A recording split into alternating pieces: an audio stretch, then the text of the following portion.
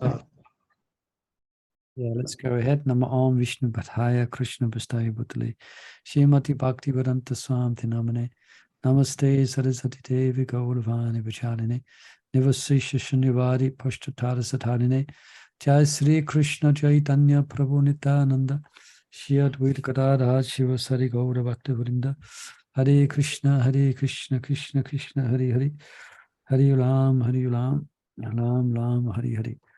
Hare Krishna. So welcome again, devotees. Sorry we're starting a few minutes late. There might have been some confusion with the link, but those who are here. Well done. Hare Krishna. So I should have asked you a question before. Never mind, maybe. Can I ask after? So yes. We're on, I don't think who's here. I don't think there's only Mother Chandravali perhaps has the book. We're on page 248. And no, we're not 248. That's the other reading I'm doing. 5, 6, 7.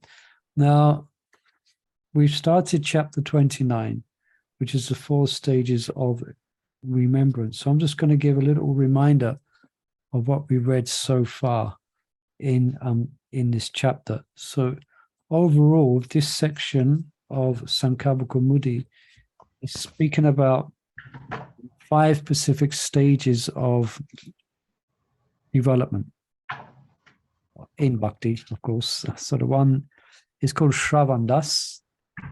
That's the stage of hearing, when one commits oneself in a systematic and methodical way in hearing about Krishna. That's called Shravandas. Then there's Varanadas, which is a stage of acceptance, where one begins to you could say one begins to be inspired by the mood, and might become attached to some degree to a specific servitor of Krishna in the spiritual world. So one accepts oneself as an eternal servant of the Lord, and so that's called Varanadas. And the next stage is Smarandas. That's a stage of remembrance. And that's followed by the stage, and that's what we're discussing now, the 3rd stage. And this 3rd stage, Smarandas, is itself divided into 5 stages of Smaran means remembrance. So that is in itself is divided into 5 subcategories.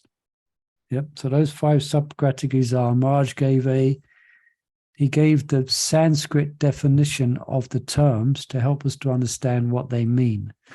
And in today's reading, he's going to explain it more. So remember last week, there is these 5 stages. One of them is called Smarandas, which is the same name as the overall process.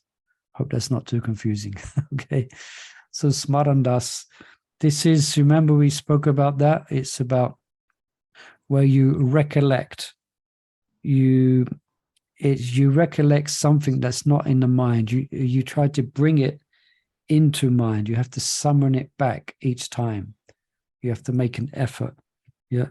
So you have to repeatedly recall and repeatedly try and focus. That's called Smarandas, and that's the beginning stages of. That's the beginner's effort.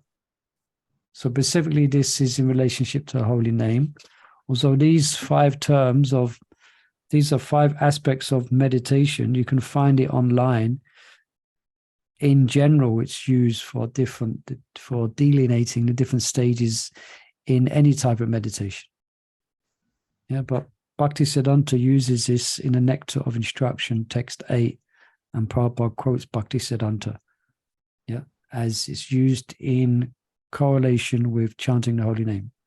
All right, I hope it's not too complicated. So Smarandas, the next stage is Dharana. That means to hold or contain. Yeah, the act of holding. So you have there's more of a sense of permanence.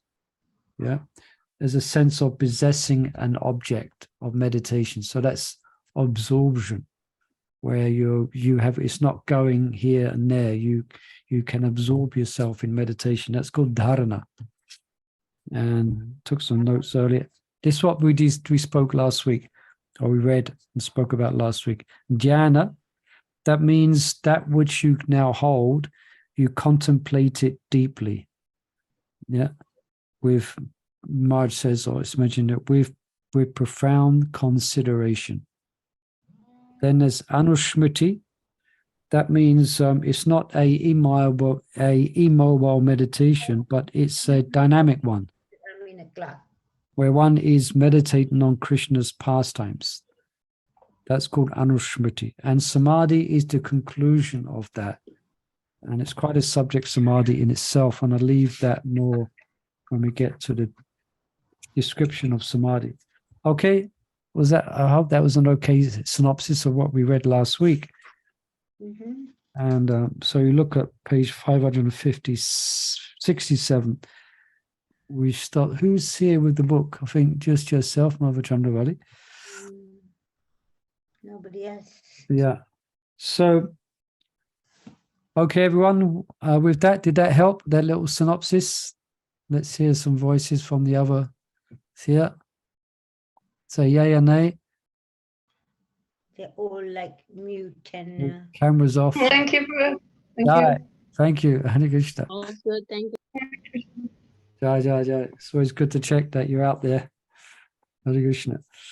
Okay, Mother Chandravali, then you like to read from 567, beginning. This Sanskrit analysis should give readers a preliminary insight. Okay, this Sanskrit analysis should give readers a preliminary insight into the characteristics of different divisions of Nam Bhajan. These divisions will be elaborated upon in the following sections. With knowledge of their characteristics, a sadhaka will have a clear picture of sankalpas that he needs to make to progress from one division to the next. We summarize the above 5 stages of smarana by citing Jiva Goswami. Remembrance unfolds in 5 stages. To somehow or another think of Krishna is known as smaranam, or remembrance. To withdraw the mind from external objects and concentrate it on the Lord is dharana, or concentration. To precisely reflect on the Lord's name, form, and other attributes is called dhyana, or meditation. When remembrance proceeds without interruptions, like a continuous flow of nectar, it is called dhruvana. Dhruvanu smriti, or constant remembrance. And when the object of meditation is manifest without awareness, even of one's own self, is called samadhi, or trance. Okay. So the Marge was speaking about that in Praise of Samadhi. There's a chapter. I've read it a couple of times. And it's such a, I won't elaborate on it now, but where one even loses or one is not even aware that one is meditating. Difficult to understand, but one is so deep in their meditation. Like who was it? Markandeya Rishi, when Lord Shiva and Parvati came to take darshan of Markandeya Rishi, he wasn't aware of their presence. So Lord Shiva had to enter into the sky of his heart through his mystic power to bring Markandeya Rishi to external consciousness. So that's samadhi, or trance. Yeah, you can continue. Okay. We shall now examine recollection, smarana, the first level of smarana das. To avoid confusion, readers are reminded that both the stage of bhakti, smarana das, and its first division, smaran, share the same name. Okay, so what's that? That's the thing that you explained a little bit earlier. Yeah, Margie just explained it very quite simply. There's the 5 specific stages of spiritual development. One of them is called smarandas. Yeah, it's the first division. And that is going to be divided into 5 stages. Okay, so the first one is going to be divided into to somehow or another think of Krishna is known as smarana. Okay. Yeah. Recollection is the beginner stage of remembrance, which sometimes happens as much as circumstantial arrangement as by effort. Circumstantial arrangement is seen in the following pastime. With Krishna standing before them at the time of death, Shishupal and Duryodhan saw him in their minds, and so were cleared of all offenses and liberated. What then is the wonderful destination of devotees who, while trying for Nambhajan, recall Krishna's name or form with devotional feelings? Still, Smaran is not a steady form of remembrance. A practitioner tries to hear the Mahamantra, but the next minute his mind and senses are elsewhere. Again, he focuses his mind, and again it imperceptibly slips away. And so it is over and over again. And sometimes the sadhaka despairs. Yet the effort is pleasing to Krishna. And when there is success, it brings happiness to the practitioner. In this well-known verse, Srimad Bhagavatam praises this humble attainment as the perfection of life. The highest perfection of human life, achieved either by complete knowledge of matter and spirit, by practice of mystic power, or by perfect discharge of occupational duty, is to remember the personality of Godhead at the end of life. In this slok, the sage Sukha mentions Gyanis, Yogis, and the followers of an ashram, but not devotees. The perfection of these sadhakas does not lie in their effort at smaran, but in their desire to connect with the Lord. The further implication of the verse is that while this kind of smarana is glorious, devotees can easily advance beyond it. Furthermore, the recollection of the devotees gives a different result than that of the non-devotee. The practitioner who attempts to do justice to chanting the Mahamantra quickly becomes absorbed by the grace of the holy name, which eventually reveals to him Krishna's form of exquisite beauty. Constant effect at recollection removes inauspiciousness and expands a devotee's good fortune by freeing him from material contamination. With further purification of heart, a sadhaka's devotion grows, and as it does, so too does his knowledge, realization, and renunciation. Spiritually empowered on all fronts and steadily practicing smarana, recollection transforms into absorption, and the devotee practitioner enters the kingdom of dharana. Jiva Goswami gives the following verse as a description of the absorption dharana. The mind of one meditating upon the object of sense gratification is certainly entangled in such objects. But if one constantly remembers me, then the mind is absorbed in me. Okay. Any questions or comments on this? It's quite a very interesting subject because we all have different types of devotional service that we're doing, different types of service that we have, but we've all got one thing in common: we all chant japa, and we've given our lives to it, and we've taken vows to chant the holy name for the rest of our lives, and we're spending a minimum of 2 hours a day. So this is interesting study because it describes the different stages, the different levels of achievement for someone who's chanting without the fence. Yeah, these stages manifest beyond the stage of offenseless chanting. Yeah, but I'm sure, has anyone had the experience where the mind slips away during japa, by any chance? It does. All the time. Yeah. All the time. But I'm sure we've had the other experience where sometimes we feel a little bit of respite, and it can be quite encouraging See, what's the difference between our practice of these stages as in compared to a yogi or someone who's doing meditation at the community center on a Sunday, you know, is that we've got Krishna who's seeing our efforts. And if we try, yetam mam papadyante, then Krishna, by Krishna's grace, he will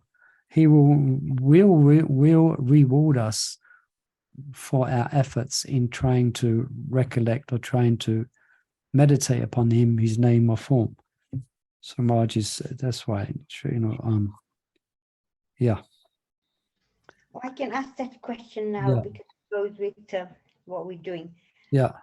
You're now, you know, like Purushottam month is coming and everybody's like, okay, we should do extra, we should do this, we should read, we should chant, we There's a should. big discussion on Purushottam, on the deity worship, deity worship reps, on the deity worship, what do you call it? I should know. I'm part of the deity worship.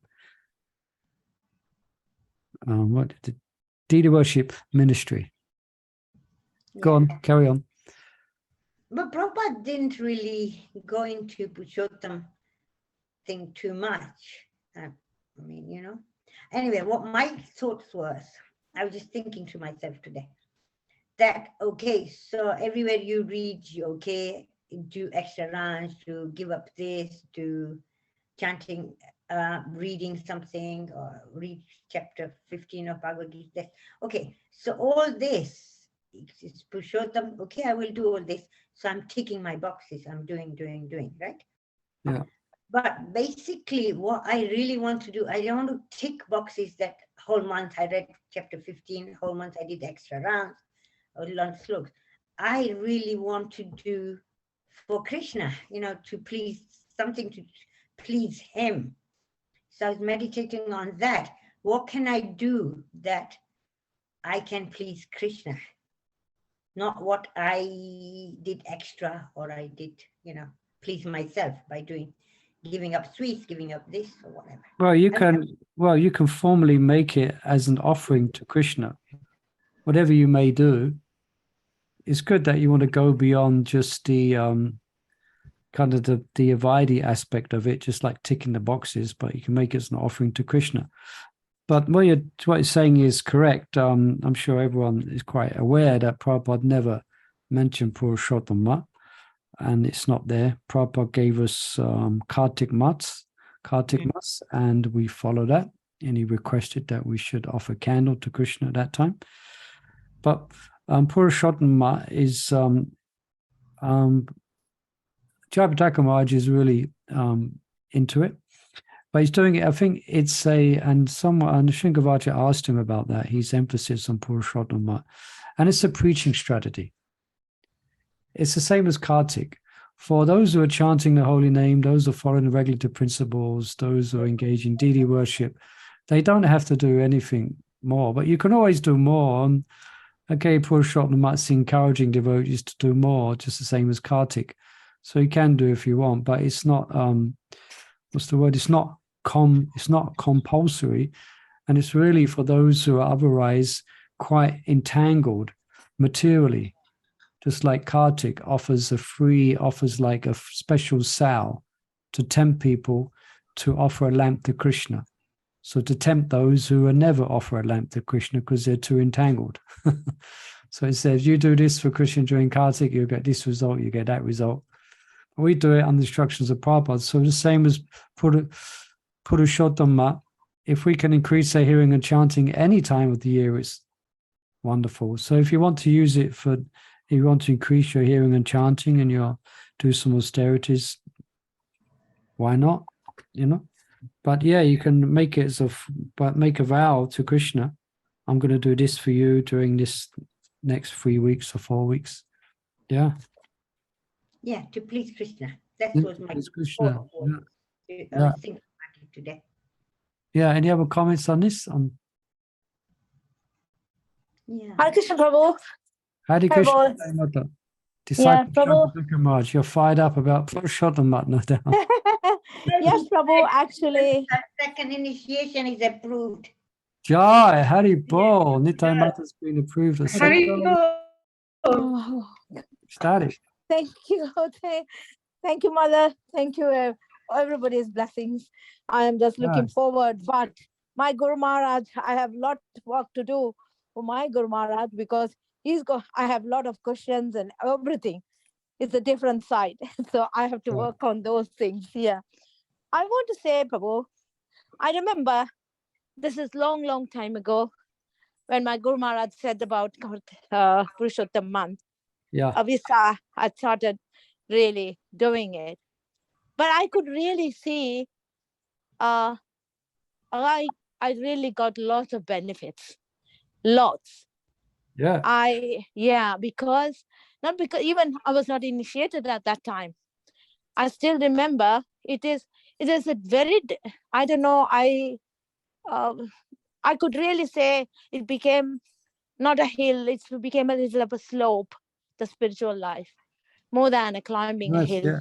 Also, specifically for you, you've been given instructions by your Gurudev. Yeah, but actually, after that, that is the time that it was not my spiritual master. He was not my spiritual master at that time. So, Okay. and then I got inspired at the shelter because I was praying. So it became like overlapping both. So I do not know how it happened. I can't really remember all the details. I think and especially when you really do the Chaurashtikam, because it is so much. Chaurashtikam is anyway, I'm very much attached to Bilva Thakur's, that pastime. Yeah. So possibly that is why, because, I can't say it may happen to be like it would be for everybody, or it may be much more than that for somebody else. So I just wanted to share that there are, and as Madhushandravali said, whatever we do, we try our best to please Krishna. Yeah. So although sometimes we do okay because this is what I wanted to do. No, but if you turn it, as Prabhu you said, Yeah. okay, this will be offering, so that we are doing extra. It Yeah. is a preaching as well. Yeah. So thank you for sharing that enthusiasm. So those of you, let's see, Nitai Matters very fired up about Purushottam Oh month.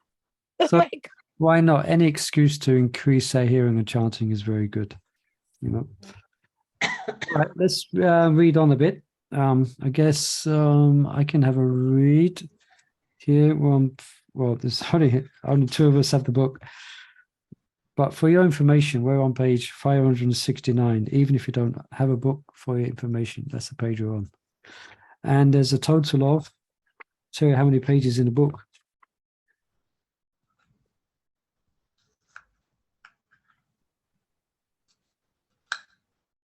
911 pages. We're on page 569. Okay. Still got ways to go. So let's continue. As previously mentioned, the verbal root 3 means to hold. That stage of remembrance where the sadhaka can hold the holy name at the forefront of his mind is called dharana. Hopefully, some of us, we have that experience sometimes. Hopefully, we can hold the holy name in the front of one's mind. It begins with a weak form of absorption and intensifies with practice.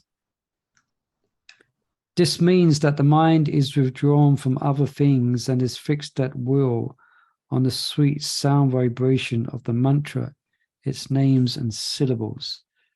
For myself, I always experience that it depends on what's going on for me and my interactions with the temple and the things I'm dealing with. Often it can flood into my mind during japa, and it's very difficult to meditate upon the holy name or to hold that meditation. That's why it's good to move in the material world in a very sattvic way and so we don't become too much entangled. So when we sit down to chant japa, we can have a good chance of meditating upon the holy name. Because I've had sometimes there's management issues going on, and sometimes it can be a bit trying and testing, and you're churning it in your mind.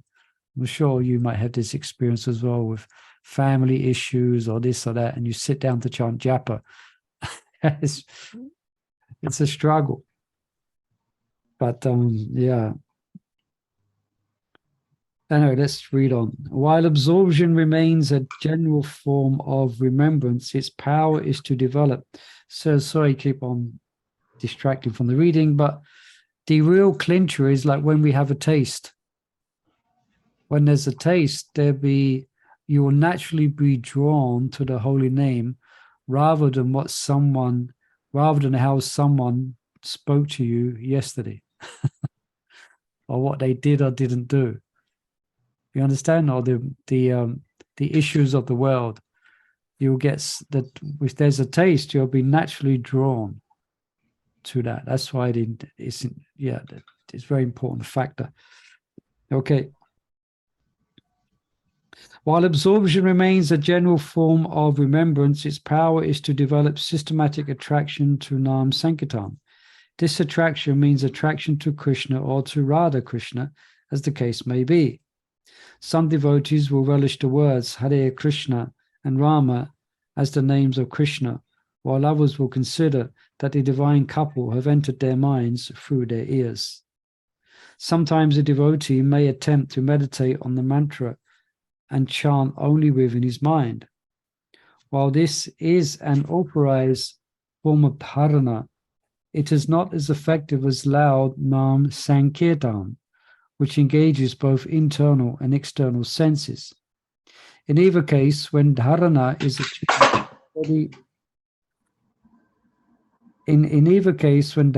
achieved by steady, effective smaran, the symptom is an intense taste for chanting Nam Sankirtan and for hearing about Krishna. So Maharaj is speaking about the taste here. The nature of this taste is that it awakens an attraction for Nam Bhajan that is vastly greater than attraction for anything else. I was just speaking on that, wasn't it? This attraction is so powerful that a devotee absorbed in Nam Sankirtan becomes oblivious to the demands of the body, such as sleep, hunger, and thirst. His object of meditation, having expanded to both the form and qualities of Krishna, and taste is addictive. Therefore, the sadhaka feels he can never get enough of it. What to speak, give it up.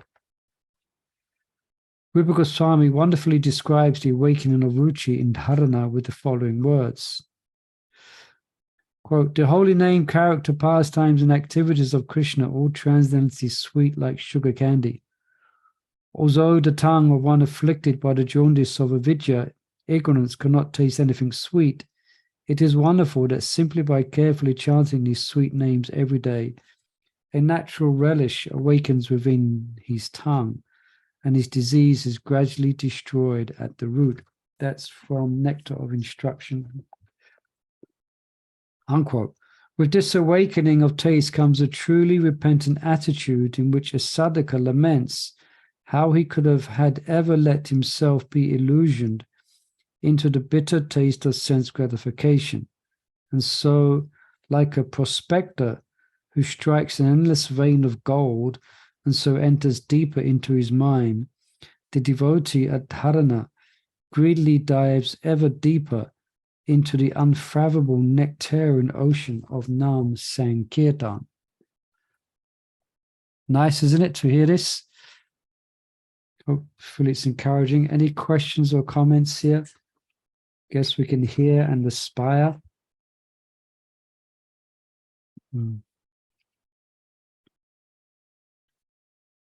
Okay, continuing. As the devotee becomes more proficient in Nam Bhajan, the stage of remembrance expands in depth and focus to reach the eminent stage of meditation, dhyana. So that was dharana. Now we're speaking about dhyana. The ripening of absorption broadens the sadhaka's perception of the holy name and fully reveals to a devotee the words of Padma Prana, Abhinat Natvam Nama Namino. There is no difference between the name of Krishna and Krishna himself. As Krishna means his attributes of form, qualities, and pastimes. And Krishna means his attributes of form, qualities, and pastimes. The feature of this expanded meditation are a subject for latter discussion. First, let us continue to explore the general aspects of dhyana.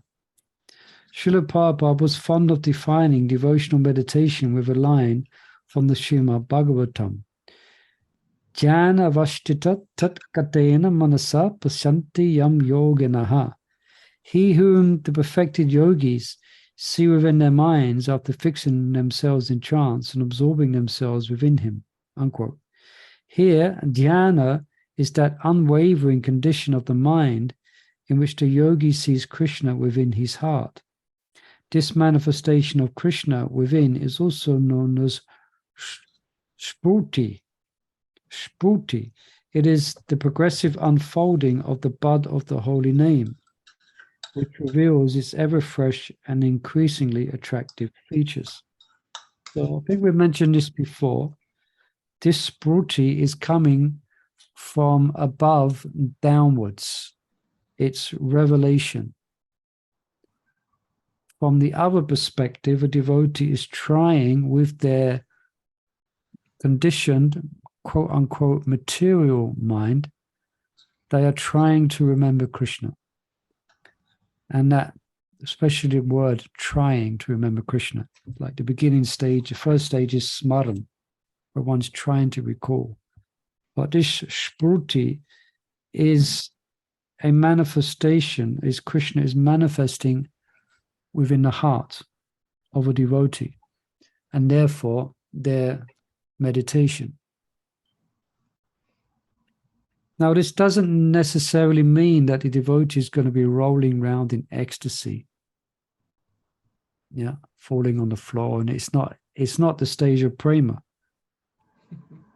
But Krishna is non-different from his holy names. So to that degree that we chant with purity, and with purity and sincerity, we should in our chanting have inspirational moments where it's easy to remember Krishna or Radha and Krishna. Yeah. But it may come and it go.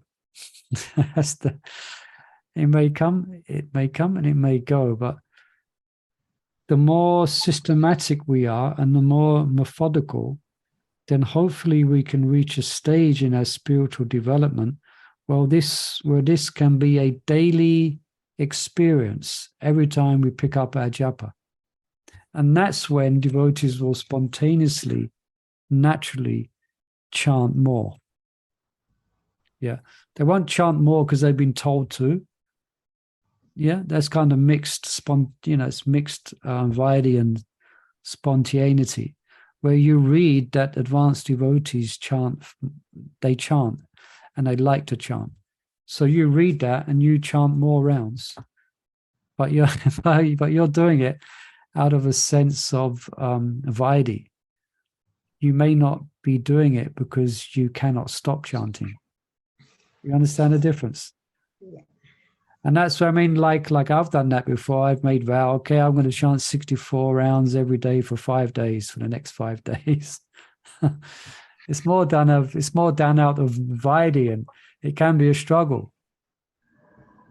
But really, it's nice is when you haven't planned to chant extra, but you're tasting so much happiness and nectar in chanting that you chant extra. Yeah. And some devotees at this stage of taste is they will do. I remember one time my Guru Maharaj, this was many years ago actually. When he was staying in a house in a Vrindavan, there was a note on his door saying "Gone to Govardhan," but he hadn't gone to Govardhan. He was behind the door. He just didn't want anyone to disturb him. He was there for 3 days. He just had some simple snack food, and even his servant thought he'd gone to Govardhan. So devotees will do things like that. They will take, they will arrange things so they can chant more. But why? Because they're addicted to it. They can't stop. They just can't get enough of it. Why stop if you're having the spurti, if Krishna is manifesting? So that's spurti. Where was the reading? Whereas, any questions about that or comments? So please feel free. Whereas at dharana, the sadhaka relish taste from the sweetness of Krishna's name, form, and qualities. At dhyana, he relishes the additional sweetness of Krishna. So what comes after Krishna's name, form, and qualities? Pastimes. Pastimes, yeah. So this comes at the more dhyana from dharana. Then as you go deeper is dhyana. And that's the devotee relishes the sweetness of Krishna's pastimes. And how sweet? Unlimitedly sweet. Yeah. The more you swim in that sweetness, the deeper the ocean gets. Jiva Goswami I have a question, Prabhu. Yes, no. This is about extra chanting. No, it's about Prabhu, chanting. Yeah, this is about extra chanting, Prabhu. That you asked whether you have a question. So you said extra chanting? Yeah. Prabhu, most of the time, even you want to chant, but something or the other will come, and you have to do that, with the all the other challenges. Sometimes you feel that you are bereft. You really curse, oh my God, why am I in this situation? Why I can't do chanting? Why am I have to handle with all this rubbish? Yeah, that's something. Yeah, that's something. So what to do with that? What we will do like that? I'm sure all the devotees must be having the same situation. Yeah, I mean, as you said, you're sure devotees must be dealing with that situation. And yes, we live in the world and we've got duties to perform, and we've got a mission as well. We can't all stay in the temples chanting all day. There's Harinam, there's things to do. So yes, but it's a good problem to have where you wish you could spend more time with the holy name. And there may be times in your life where it may not be possible, but then who's to know, in a few years, in some time ahead, it may be possible where you're in a situation where suddenly you have more time to do what you wanted to do. So Krishna will make that arrangement. It may be the children are grown up, or this happens and that happens. You may be retired. And all of a sudden you have more time on your hands where you can experiment with great joy in chanting more. But it's a fact what you're saying, but but also in preaching Krishna consciousness and serving Krishna, it also helps for us to go deeper in chanting his holy name and to appreciate his holy name as well. So yeah. And actually, my Guru Maharaj mentions actually that with further developments of Krishna consciousness, then our bhajan or our absorption in Krishna that we hopefully may be able to do while chanting our rounds, that just expands throughout the whole day, and everything becomes a nourishment of our bhajan. That's a more where you become everything. What you do in a day is not a distraction to your bhajan. It's just an extension of it.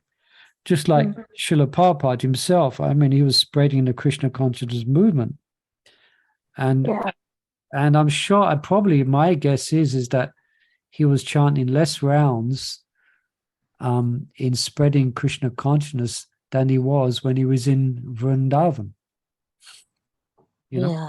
But he was no doubt getting such a great taste from the spreading of Krishna consciousness that was irresistible as well.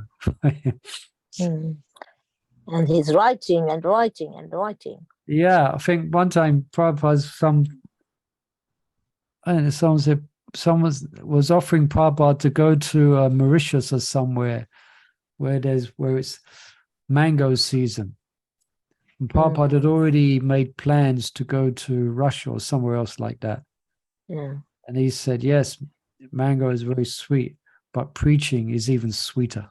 It's So he went preaching. I think it was Russia. Perhaps I may be mistaken. Did that help, Nitai Mata? So we share but it's a good anxiety yes, to have. yes, Prabhu. Yeah. Thank you, Prabhu. Yes. Yeah. So where was it? Yeah. Whereas at Dharana, the sadhaka relished taste from the sweetness of Krishna's name. Oh, yeah.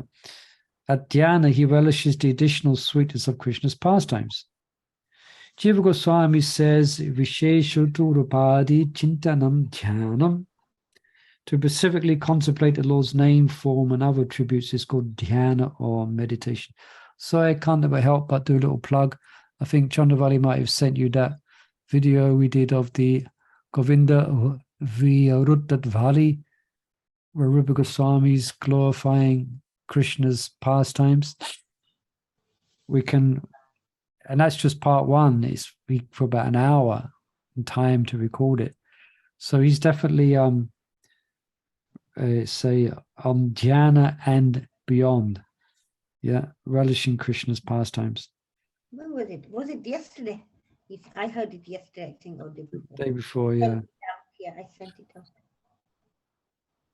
So this intensified ruchi becomes the fertile ground in which the creeper of attachment. So attachment, what's the name for attachment in Sanskrit in the different stages of Krishna consciousness? Maya? Huh? Maya? No. No, in the state. A Shakti, yeah. Shakti. Shakti, yeah. The Shakti. You know, you got a Shakti, Bhava, Prema. You got Nishta, Ruchi, a Shakti, Bhava, Prema. So a Shakti, attachment, which the creeper of attachment sprouts. So, yeah, the strong taste that results from Nam Bhajan at dhyana is the cause for remembrance being continuous, and for awakening spontaneity in a heart in which it was absent. So things start happening. The inspiration is just overflowing. It's going. It's been sparked, and you got a natural, and you got it here. It's spontaneous. You don't have to be told to meditate on Krishna. You're just going. You're just spontaneously doing it. Yeah. Srila Jiva Goswami quotes the Nrsimha Purana with the following definition of dhyana. Quote, meditation on the two lotus feet of the Lord is beyond the influence of all dualities. Even if a sinner incidentally takes to meditation, he attains his supreme welfare, unquote. The word nitvam indicates that meditation frees one from the dualities of the world. Please, any questions or comments, please, you can please feel free. Such as heat and cold, or happiness and distress. Such release from worldly troubles makes for increased attentiveness and strength in sadhana. It is like finally releasing the handbrake in an automobile that was driving with it on. The word iritam confirms this understanding to be a true scriptural conclusion, and not an excessive glorification. I'm sure we may have had that experience to one degree, maybe a shadow of what's being described here. Or you may be in a kirtan or all of a sudden you feel a great inspiration and all the anxieties that you had completely become evaporated. And you become very joyful, you know. But then our conditioned nature, you know, we are quite conditioned to, we are quite conditioned to being conditioned. So we go back to our old frame of mind, which is anxiety, this, that, we just go back to it, even though we've got no need to, because that's been the music that's been playing in our head. Then we tend to go back there, That's called conditioning. Anyway. While the Nrsimha Purana verse gives the example of a sinner who meditates on the Lord, Srimad Bhagavatam gives the example of the Pandavas who in their meditation on Krishna attained the most extraordinary perfection. Quote, thus by pure consciousness due to constant devotional remembrance, they attain the spiritual sky, which is ruled over by the Supreme Narayan, Lord Krishna. This is attained only by those who meditate upon the one Supreme Lord without deviation. This abode of the Lord Sri Krishna, known as Goloka Vrindavan, cannot be attained by persons who are absorbed in material conception of life, but the Pandavas, being completely washed of all material contamination, attain that abode in their very same bodies. That's often a question that's brought up, that last part. They attain that abode in their very same bodies. So there was no death of the body. They just, I don't know, it's difficult to understand, but that's what it says. They just went back. They got beamed up, just like Scotty. Beam me up. It's like Tukaram Maharaj. Tukaram, yeah, that film depicts that, isn't it? Vaikuntha plane comes down. He gets on the plane. Yeah. Yeah, I wouldn't want to go back with this body. Anyway, clearly the Pandavas' perfection was assured. They were the Lord's eternal associates. Their consciousness was transcendental and their form was eternal. But I guess their material bodies will be completely spiritualized, sort of same. Nonetheless, this verse proclaims that the stage of dhyana is so glorious that even the Lord's associates consider it a favorable conveyance for their journey to Vaikuntha. It is advanced devotion. So this is the stage of dharana. There's another 2 stages yet. Anusmriti and samadhi.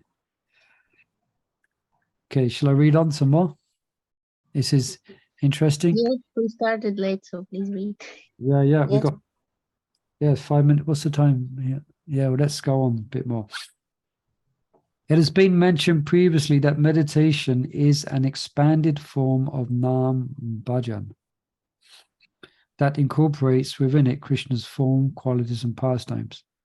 Srila Bhakti Siddhanta Saraswati Thakur reminds us that the manifestation of these attributes is a natural result of Nam Bhajan. It's natural. Yeah. That's why sometimes devotees will try and artificially make these things happen before they're qualified. But it will happen naturally. It will happen naturally. Yeah. Sometimes we may try to fast track, but you can't. It's going to happen in a natural way. It is a natural result of Nam Bhajan. They cannot be separated from the name, and they should not be meditated upon independent of the name. Yeah. Quote, revelations of the Lord's transcendental form, qualities, and pastimes are never manifest in the absence of his holy name. The holy name of Krishna is never separated from his transcendental form, qualities, and pastimes. So it's not as if at some point a devotee sits down, he puts his bead bag down, and they just close their eyes and meditate upon Krishna's pastimes or his qualities. No. It all comes through the holy name. It all manifests within the holy name. Yeah. Is that understood? Yeah. So consequently, at the stage of dhyana, the devotee who is dedicated to quality Nam Bhajan will see the holy name expand to Krishna's form, qualities, and pastimes. This development is systematic and follows a sequence which had its origins in the chanting of Krishna's names and which began at Shravandas. Now, I had a question here, which I was thinking of. I think I might write and ask my Guru Maharaj this question.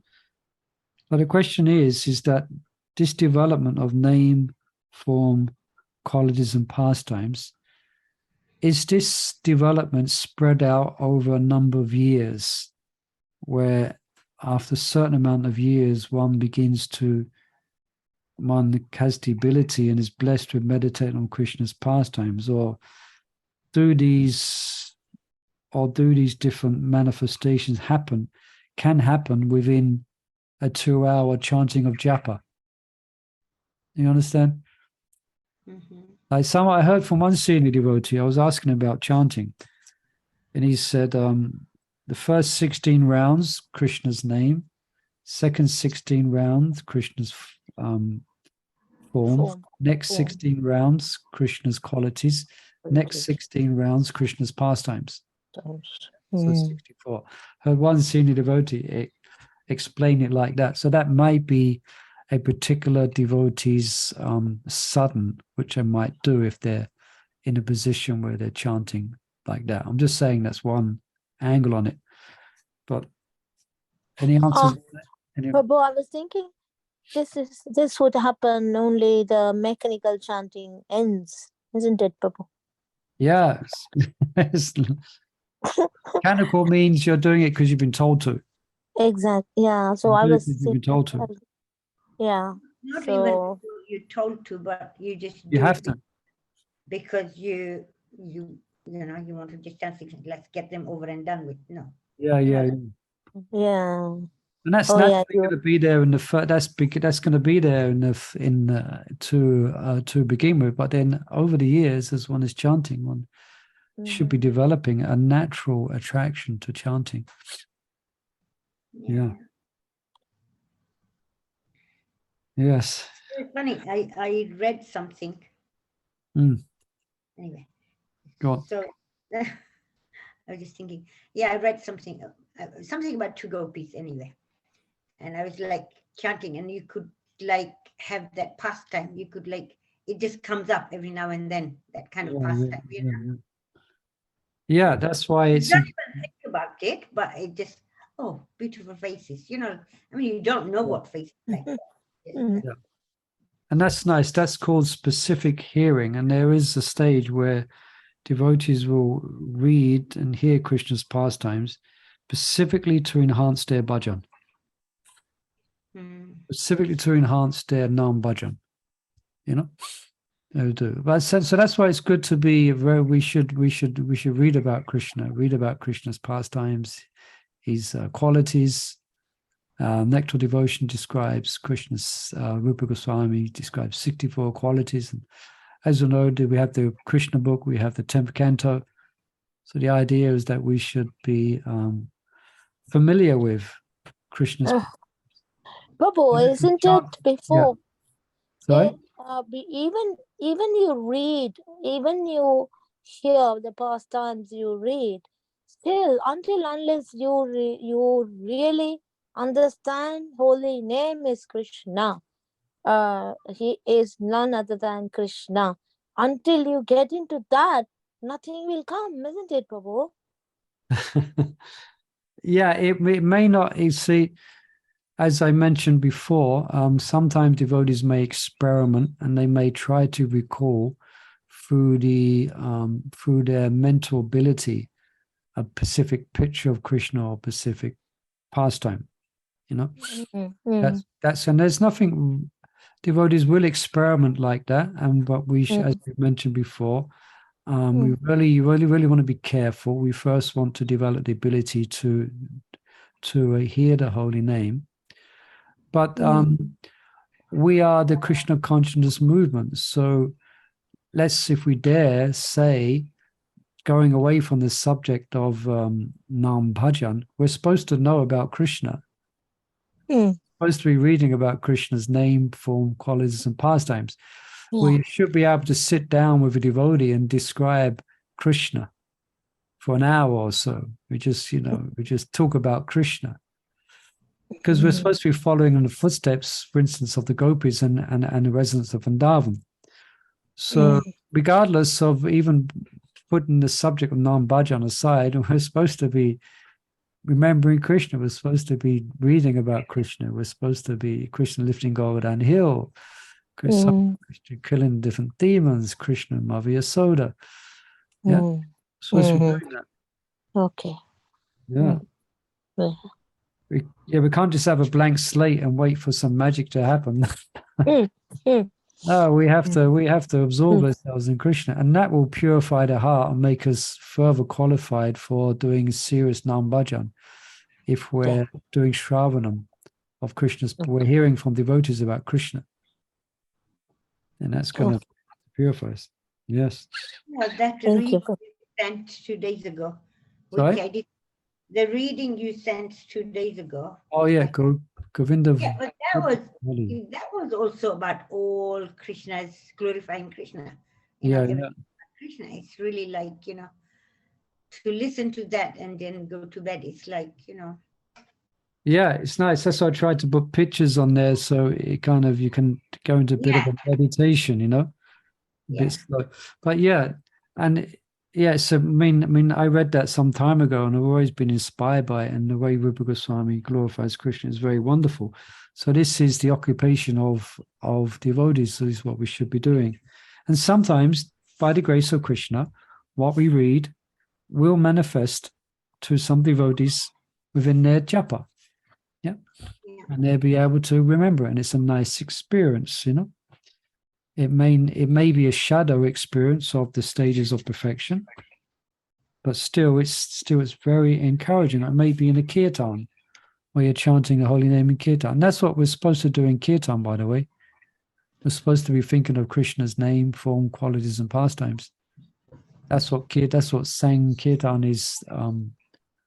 That's what it's meant for, by the way. So we could try that next time you're in a kirtan. Try to remember, if you're inspired like that, naturally try to remember the pastimes of Krishna that you read, in the kirtan. And that's when kirtan gets really ecstatic, where Krishna, or sometimes even kirtan is a special potency that even if you're forced to think of Krishna, Krishna manifests in a wonderful way within the sangha of devotees. And within your heart, it's just Krishna's pastimes are just there. That's the mercy of Sankirtan. But in the Kirtan Mahamantra song, you are into like that tune or. Yeah, that's what I'm saying. We shouldn't forget. Okay, you're into the tune, but it's supposed to. Really like Kirtan's it's supposed to be a udipan for meditating upon Krishna. I mean, that's why the gopis, of course, we're not the gopis, but when Krishna was absent, when he fled the scene of the rasa dance, they was just chanting Krishna's pastimes. And they wasn't just, they was chanting and they wasn't into the tune. They wasn't into the tune. So we have to go further than the tune. We have to kind of tune into Krishna. Because Krishna's he's actually manifesting in sound. So I say that because sometimes, we devotees dance, and sometimes it's just like it's so absorbed in the dancing but dancing should be a symptom of ecstatic revelation of Krishna. But still, even if it's not there, dancing can also help you to become absorbed in the kirtan as well. But that's when devotees dance, is when Krishna's manifesting, they become ecstatic. That's what kirtan's meant for. Yeah, I think that when in the morning when you are doing Tulsi Puja, and really like it's the whole prayers are all about meditation, and you really want to get into I must admit, I share that as well, where it's a rasa bus. The prayer for Tulsi Dev was very prayerful and meditative, and then you got devotees dancing like clowns, Yeah, especially when you go to it's like rasa bus, what can you do? What can you do? At least they're there in Mangaladi. I just switch. I just go into my chanting and then I'll come back. Yeah, so I think some younger devotees get I think, Prabhu, they're doing their morning exercise. yeah. But I'm too enthusiastic. I mean, going down Yeah, I mean, Japavani and you are really like, yeah. it's like, come on, grow up, boys. Yeah, what I do is I perhaps will stop the recording here and just in case I Yeah, stop yeah. recording and